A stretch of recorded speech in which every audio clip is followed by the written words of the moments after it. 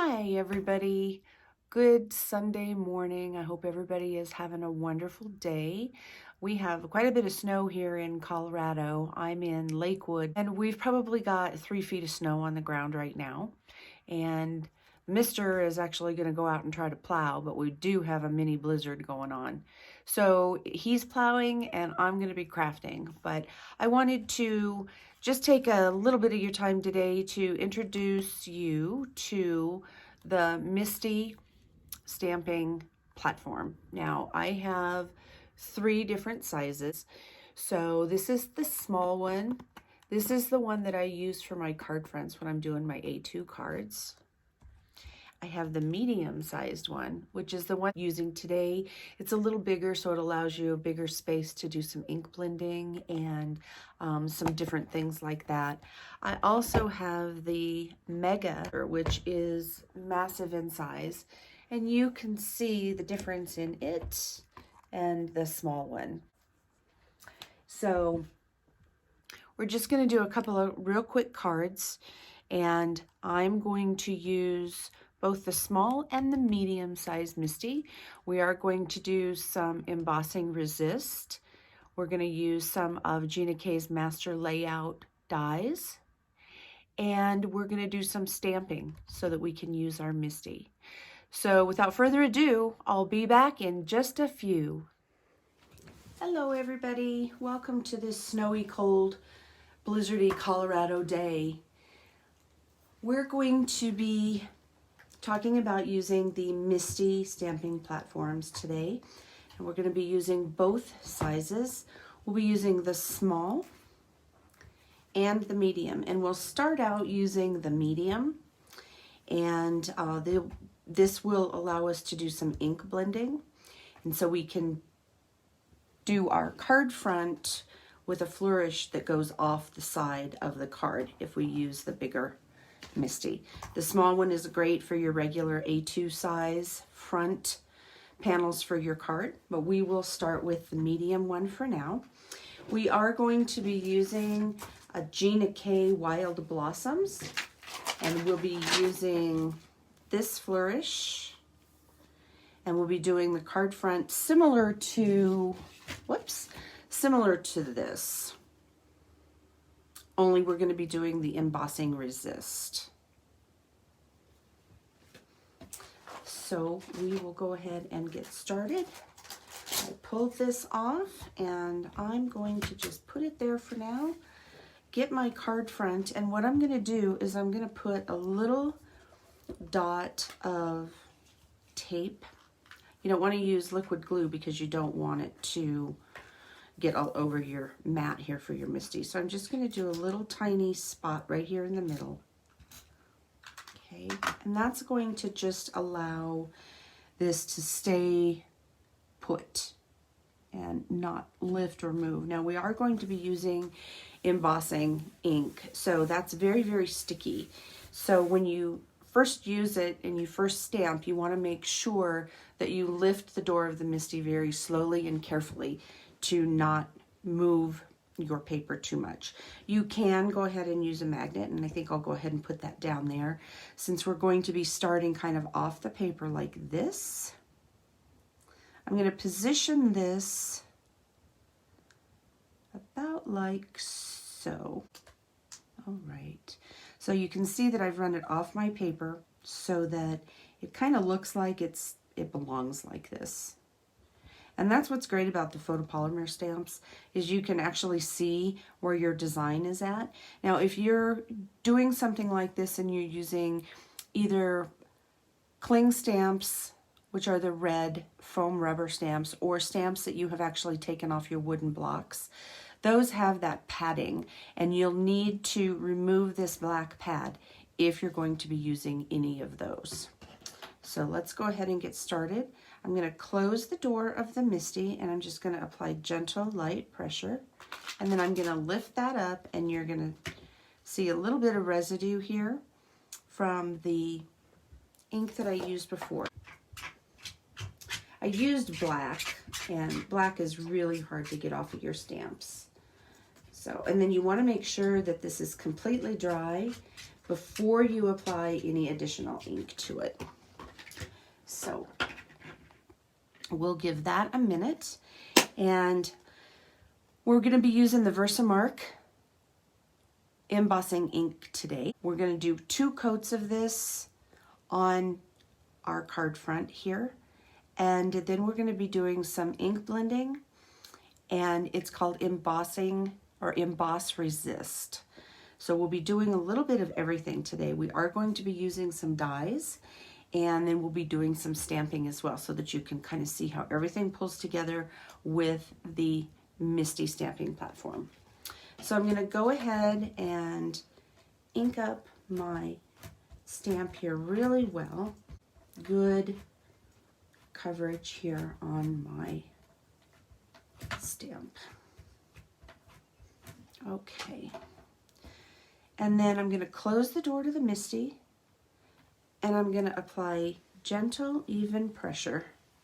You don't have to press hard, because if you press too hard, it flattens your stamp out, and then you get funny looking designs. Okay, and then we'll look and see how well we did with the Versamark and getting the coverage that I want. Okay, so you can see that there's still a little bit of black.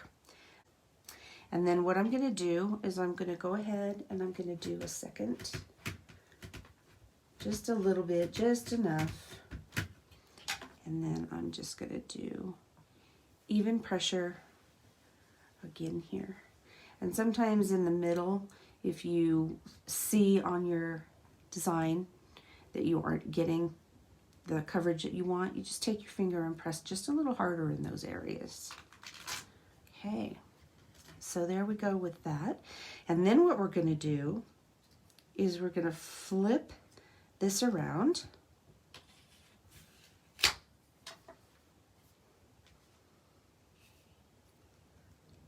So we're going to flip it around, so we're going to have the design on both sides. Press there in the center where the little tape is at.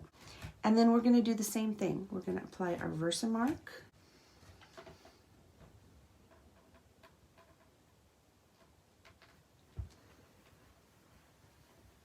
And again, just gentle pressure. Okay, and then I'm just going to do it again just to make sure that everything is even. Okay. So now we're done with that. So I'm going to go ahead and pull this off, and then I'm going to set this to the side because we're going to do embossing now. And we're going to use the white embossing powder, and I am going to be using Gina K Fine Detail White. This is probably the best embossing powder that I've found. It is a bright white, and you'll see that once we get this embossed. So what I'm going to do is I'm going to get a folded piece of paper so that I can funnel my embossing powder back into the jar when we're done. And then find a dry spot and just start pouring your embossing powder on there. You don't have to be perfect with it. And you don't have to worry about using the whole jar, because it's all going to get funneled back into this jar. Okay, and I tap, I don't thump, because you have a tendency to knock off all of the embossing powder in some areas. Now you're going to want to take a little brush, and you'll see some areas where there's some embossing powder that is where it shouldn't be, and you can just brush that off. Okay, and then I'm going to go ahead and I'm going to put this on here again, and I'm just going to give it another little dusting. And you want to make sure that you've got really good coverage with your embossing powder, because otherwise you end up with blank spots, and you don't want blank spots. Just a little light blow on that, and I always make a mess with that. And then what I'm going to do is I'm just going to funnel this back into my jar. Now I'm going to take my heat tool, and I have an old heat tool. It's from Stampin' Up. I don't need anything fancy. It gets hot enough and it definitely serves the purpose, and you can certainly use whatever heat tool that you want. So I'm going to go ahead and turn this on. So here is the finished product. Now we're going to go ahead and do some ink blending on this. Now this is called Emboss Resist, and you can use any colors that you choose. We're going to be using 4 different colors. We're going to use Gina K's Lovely Lavender. We're going to use Lemon Drop, Sweet Mango, and Blue Lagoon. So my blending brushes, I got these on Amazon, and they're color coded. I have 2 sets of these, and I also have a brand new set of the Gina K Design blending brushes. Now I haven't used those yet. These are just my go-to, and I need to break in the ones that I got from Gina K. But today we're going to go ahead and use these. Again, I got these on Amazon, and I think they were $9 for a set. I don't keep them in anything fancy. I just keep them in a little glass jar. When I'm all done, I just put them in there, and I use the same color family with the brushes. So, you know, all of my greens I use with this one. I do keep a towel at my work surface, and between uses I go ahead and I just kind of wipe it off. You don't have to do a fantastic job of cleaning them because you're blending the ink. So we're going to go ahead and start with our Lovely Lavender, and this is a very subtle color, and all you're going to do is you're just going to take your brush, and I'm going to start off of the paper because I don't want to end up with too much ink. So I'm going to start off of the paper, and I'm just going to gently start blending. And it's going to be pretty because I think these colors are going to blend very, very well together. Now, since this is such a light color, you can just barely see it. So I'm going to go ahead and put a little bit more on my brush. Again, I'm going to start off of the paper, and I'm just going to keep blending until you get the color that you want, or the depth of color that you want. Now again, this is a very muted color, very pastel, very light. Okay, so hopefully you can see that. All right, so we're going to stop with that one. We're going to do the Lemon Drop.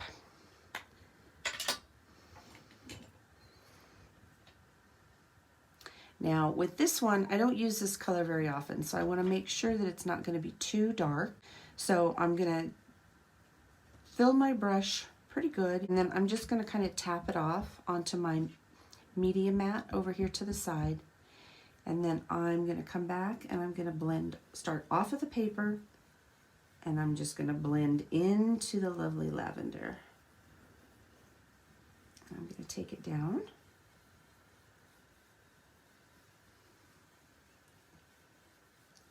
Okay, and since I have a little bit left on my media mat, I'm going to go ahead and come back, start off of the paper,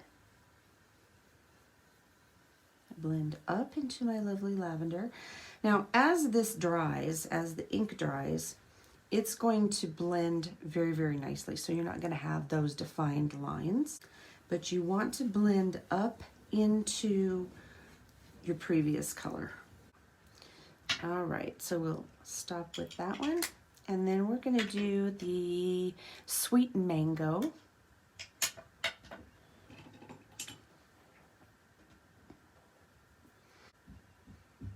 So Sweet Mango is kind of a bright color, so I'm going to go ahead and tap it off, and I'm going to start on my mat, and I'm just going to lightly use a very light hand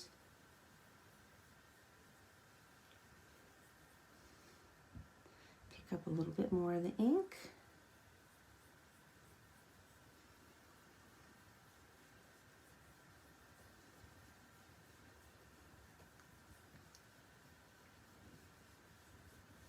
A little bit more.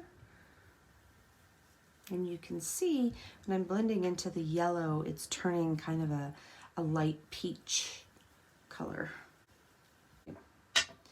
So then I'm going to go back to my yellow, and I'm going to kind of add a little bit more of yellow. Take it up into my pink a little bit, or my lovely lavender, and then I get that nice pink color. And then I'm just going to kind of take it all over. So that was my sweet mango. And now we're going to use the Blue Lagoon. Now this one is a real bright color, so you have to be really, really careful with it. So I'm not going to load my brush up too much. Very light hand with this color.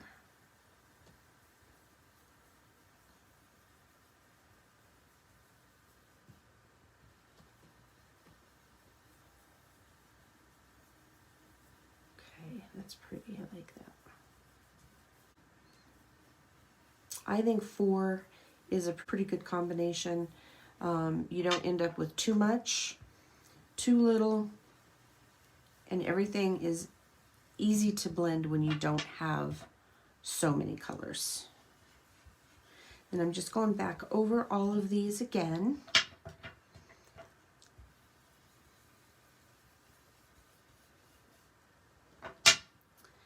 And where's my blue? Here's my blue. Do this. Now this is going to be trimmed down. Okay, I think that's good. And that was Blue Lagoon. So we're going to set all of those aside. Okay, and then we're going to kind of just take a look at it, and you can see the embossing on there. I think it's really pretty. If you use clear, you're not going to get this kind of a look.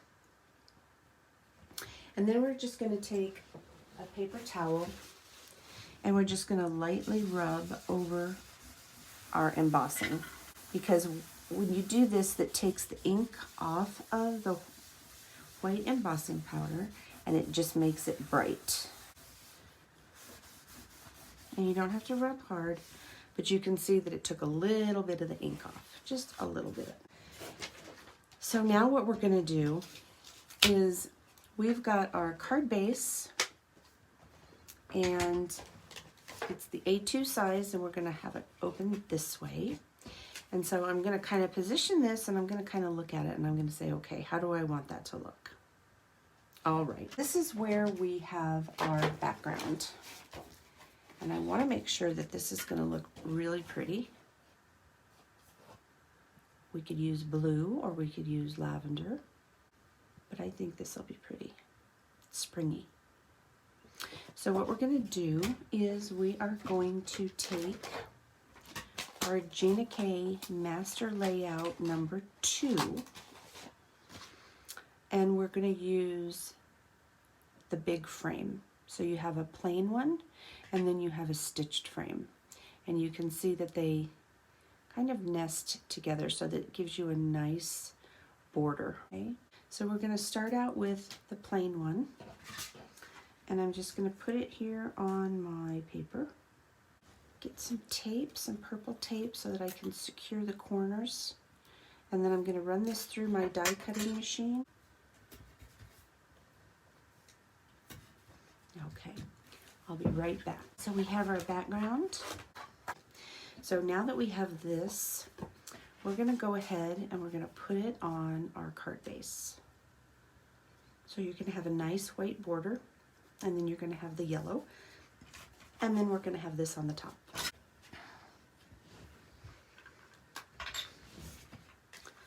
And I use Gina K, her dot runner, and I love this because it's very forgiving. If you don't get your card positioned just right, you can take it off, providing you don't press too hard to get it to secure, and then reposition it and start over again. Okay, that looks pretty good, so I'm going to go ahead and press down. And then we know that this is going to have to be cut down. So we're going to use the other card front die from the Master Layout 2, and we're going to see how we want this cut out, because this is going to be the focal point of your card. And then you're going to put your sentiment here in the middle. And I am going to pretty much center this. And I'm going to secure this so that it doesn't move around. And then I'm going to die cut this out. We've got our cut out piece that we don't need unless you want to save it and use it for a frame around something else. All right, so now you can see how our card is coming together. We're going to go ahead and put this on the card front here. Okay, and then you can turn it around if you want the blue on top, or keep it the same way that we blended. And then you're just going to center it onto your card front here. I'm going to hold it up because it's a little easier for me to make sure that I have everything centered. And I'm going to go ahead and press that down. Okay, so there's our card. Now, what we're going to do is we are going to, remember our scrap piece here that we had that was our yellow that we cut our backing out, or our frame for. And what we're going to do is we are now going to use the Master Layout 1. And with this, we're going to use the ovals that we have in this set. So the back one is going to be yellow, and then the front one we're just going to cut out of white. But we're going to stamp our Hello Spring. We're going to stamp that in probably the yellow. I don't know. We'll see what it looks like. But let's go ahead and do this. So here's my purple tape. I'm just going to go ahead and secure that again. Run it through my die cutting machine. Okay.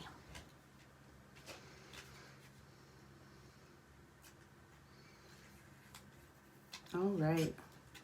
And to get the little bits out of there, you can just toss your die onto your work surface. Give it a thump, and most all of them will come out.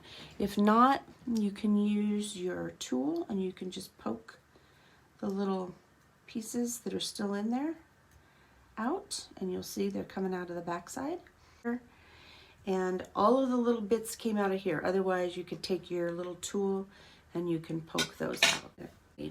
And now we're going to use this, but we're going to stamp first. So with this, we're going to get our small Misti stamping platform. Set my die aside. I'm going to go ahead and open this up.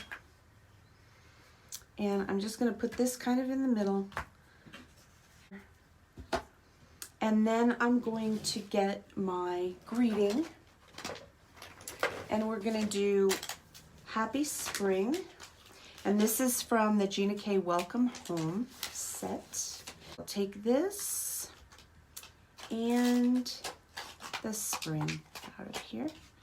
And I'm just going to kind of set those. Now, if you have a new set of photopolymer, it's good to kind of get the factory coating off so that the ink will stick to it really, really good.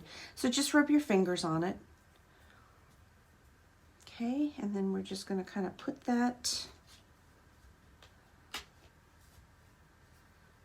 there. I'm going to do the same with the little spring.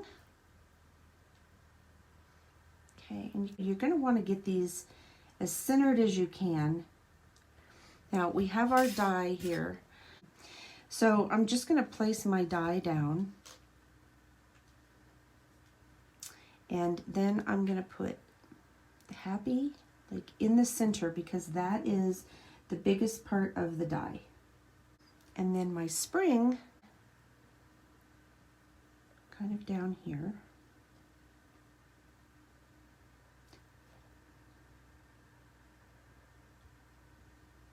And then we can put some embellishments in here.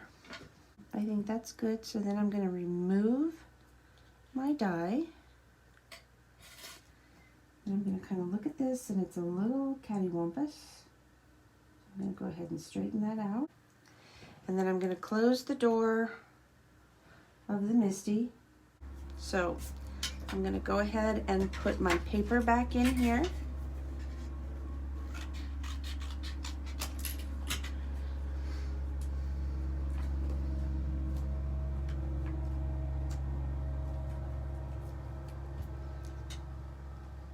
Okay, now I have my Happy Spring, and I want to make sure that my paper's going to be just in the right place. Okay, now since we're going to be embossing this, I think instead of the Lovely Lavender, I think I'm going to use the Blue Lagoon. We'll see what it looks like. If it doesn't look good, we can always do something different with the words. But since we're going to emboss it, we want to use our anti-static tool. And it's just a little pouch, tap, tap, and then you smear it around your page. So we'll do the Blue Lagoon. And we're gonna put that on Happy Spring. And then we're just gonna apply gentle, even pressure. I'm gonna do it again because the top part didn't get enough ink on it. Okay. Now, what's good about, or what's really cool about using clear embossing powder when you're doing your greetings or your sentiments, you can use whatever ink color you already have and clear embossing powder. It's going to be really pretty. So I'm going to clean that stamp off, and then I'm going to use our Versamark, and I'm going to put a top coat over my Blue Lagoon. And that is going to allow the embossing powder to stick to it. And we're going to have a real pretty, bright Blue Lagoon Happy Spring.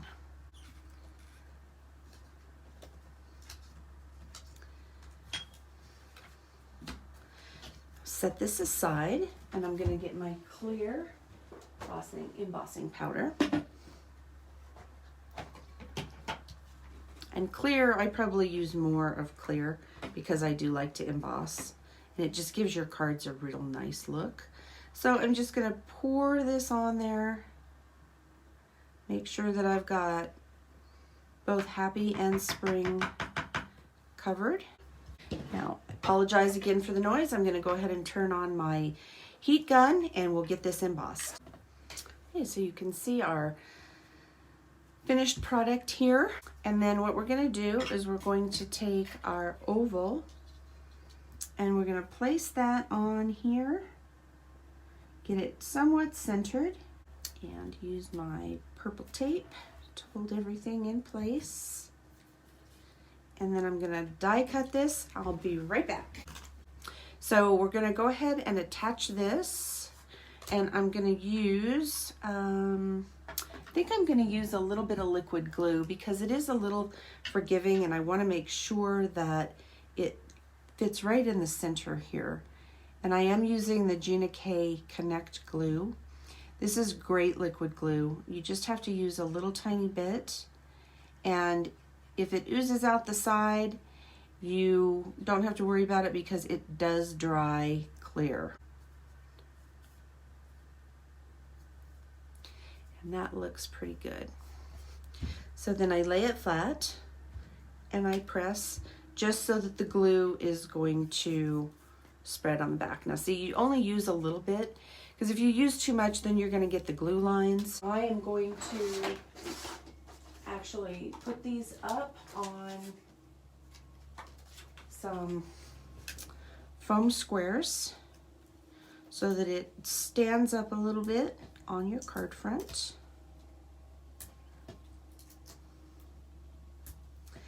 And I like dimension to cards. I think it just adds with the personality. Just a preference. And then one trick that I learned after ruining several of my cards is if you can't get the backing off, just use your fingernails and make a little crease, and then it comes right off. And I always lick my fingers because These have a tendency to stick to my fingers.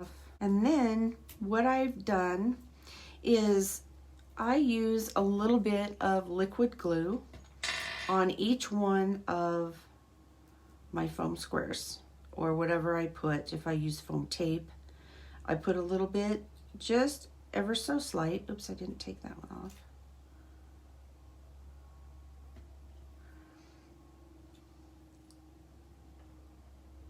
And what this does is it gives you wiggle room to make sure that you get this positioned exactly where you want it. So I'm going to go ahead and I'm going to put this right in the middle of my card. And I'm just going to drop it down. I'm going to kind of look at it. I have to pick it up just to make sure. I'm going to scoot it up a little bit. Scoot it over just a smidge. And that looks pretty good. So then I'm just going to set my tape runner on there just for a little bit of weight. And then we'll add some embellishments. They're yellow and pink. Those are kind of pretty, so we will use those. They have a little glitter in them. Okay, so that looks pretty good. So I like these. Those match. Those match good. That turned out pretty. I like that. You can always put something in the middle too, or in the center of your card if you'd like to. I have a tendency to leave mine blank. It leaves more space for people to write their personal note or their own greeting or something like that. Periodically, I will put one in the middle. And then I always stamp the back of my cards with my stamp that says made with love. And I always use black when I do that. And so we'll just go ahead and do that right now.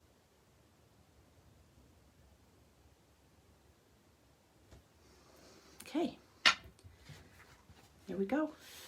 I let that dry and this card is done. Sets from Gina K.